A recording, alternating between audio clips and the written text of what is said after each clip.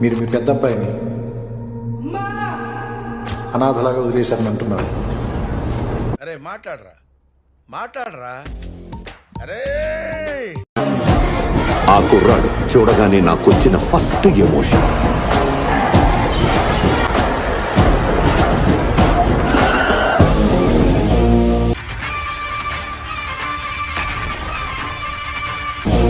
చూడగానే మజా వచ్చిందా?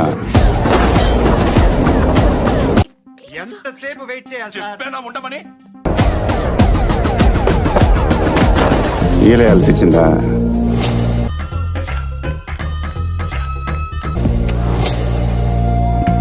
రావణగాడు.